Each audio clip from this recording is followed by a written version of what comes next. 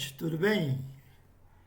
Estamos, felizmente, voltando mais uma vez essa semana para lhes falar sobre Heráclito. Heráclito viveu em Éfeso por volta do século 6, 5 a.C. e tinha um temperamento austero e, contrariamente ao Parmênides, aquele Parmênides que nós falamos semana passada, afirmava que tudo estava em um fluxo constante, um constante vir a ser. Viveu a maior parte de sua vida como um ermitão excêntrico. Vivia recolhido em si mesmo, detestava a sociedade, por consequência, o detestava também. Pregava o suicídio, à exceção dos jovens, porque estes, ao final, retornariam ao bom caminho. Que bom caminho era esse? Vamos ver agora de uma maneira mais clara. Ainda era tido como obscuro, porque as pessoas não entendiam o que ele queria dizer exatamente com isso. Heráclito é considerado um pré-socrático, e como tal, os pré-socráticos de então diziam que a natureza provinha de um elemento primordial, de uma substância primeira, a força, a razão reguladora tanto do mundo concreto quanto do mundo inconcreto, tendo, ao fim e ao cabo, um aspecto de constante mudança, pois, tanto no lado material quanto no imaterial, esta substância, ainda que em movimento, seria a única. Assim como Tales de Mileto dizia que era a água, Anaxímenes, outro pré-socrático, afirmava que era o ar, Anaximandro dizia que era o apeiron, Pitágoras afirmava que era o número, ele simplesmente dizia que era o fogo. E foi original até nisso. Por que o fogo? Porque o fogo primordial, que com suas chamas fortes, vivas, compunha a realidade dinâmica do universo. Afirmava ainda que a luta, percebam, a luta, a guerra, é a mãe, a rainha de todas as coisas. Por quê? Porque ele dizia que pela luta desses contrários é que o mundo se modifica e evolui. Diante disso, em decorrência disso, ele tem um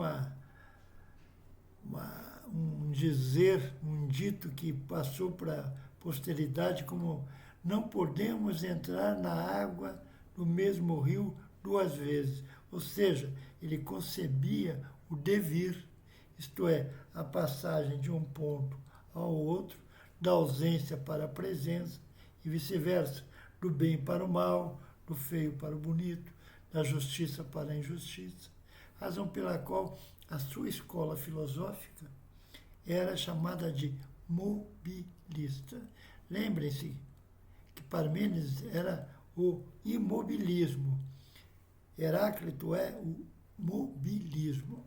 Dessa forma, a nossa vida, a nossa existência, seria um fluir constante, impulsionada, essa nossa vida, pela luta dos contrários, sendo considerado o primeiro grande representante da dialética, que enfim produz a unidade do mundo e também a sua transformação.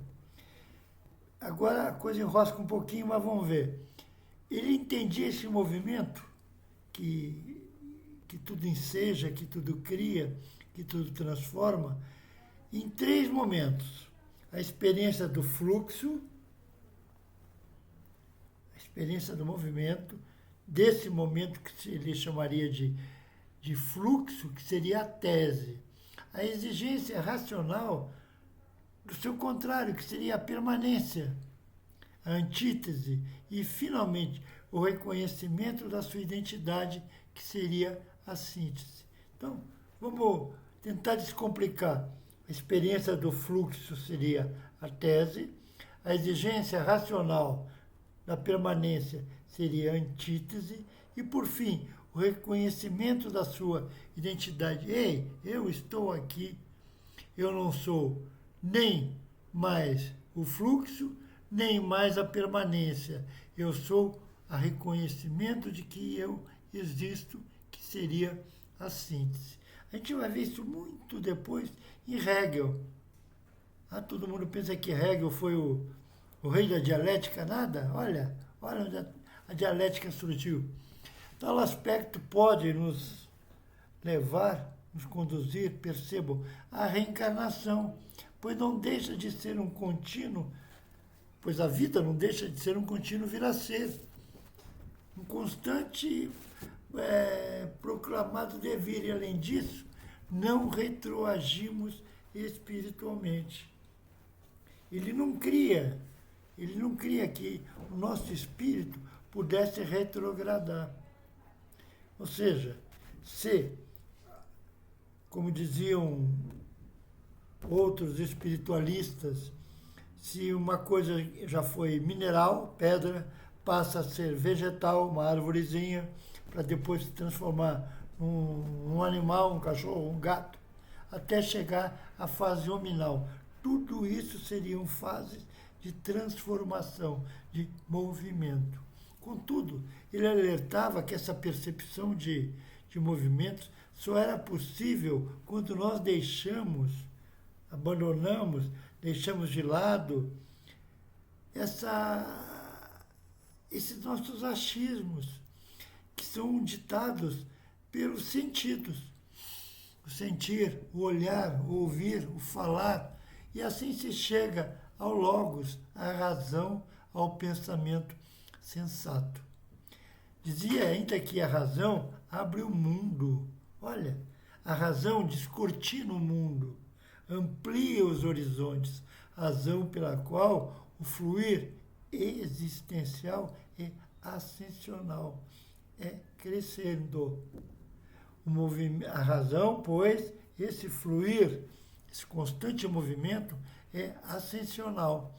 Consequentemente, a matéria se transforma, o homem evolui, a alma que é a centelha desse logos, desse fogo primordial, surge como? Querendo a purificação. Cria ainda que havia uma justiça cósmica. Olha onde esse cara andou. Ele cria numa justiça cósmica que mantém o equilíbrio do mundo. Por quê? Os contrários se debatem, os contrários, a luta, a paz, a guerra, a paz, a justiça, a injustiça, o mal, o bem, a ignorância, conhecer, tudo isso cria essa justiça que mantém esse equilíbrio. E agora o principal, no campo moral, o que nos eleva são as virtudes, saindo do concreto e indo às sutilezas. Percebam por onde ele andou. Ele sai da nossa concretude, do nosso corpóreo, da nossa matéria, daquilo que a gente vê, sente, pega, olha, cheira, para chegar e dizer, tudo isso só é possível pelas sutilezas. E essas sutilezas só são obtidas através da prática da virtude. Deste modo, se há um movimento na natureza, sua causa é dinâmica e toda essa transformação decorre da razão universal, que é a lei divina. Essa mesma lei divina, percebam, determina que para se chegar à virtude, à aletheia, o pensamento transita inicialmente pela dúvida. Dúvida para os gregos era doxa. Pela opinião. E isso tudo representa um movimento. Ou seja, se eu estou parado, crendo que sei alguma coisa, eu estou em dúvida. Eu fico matutando daqui e dali. Isso é doxa. No momento que eu vou para a verdade, o meu pensamento transita nesse universo de pensar.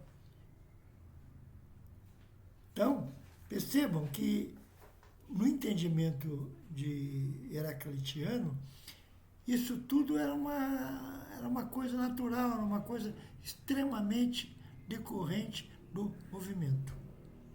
Espero que tenham gostado, que, por favor, esse nosso bate-papo rapidinho, assim, é uma mera pincelada, um mero olhar por sobre todo o pensamento imenso que decorre de Heráclito. Por favor, lhes agradeço a gentileza de terem nos assistido mais uma vez. Se tiverem gostado, deem um like aí, que para a gente conseguir mais algo no nosso conhecimento. E até semana que vem, se Deus quiser. Enfim, sejamos todos felizes, hoje e sempre, graças a Deus. Um abraço.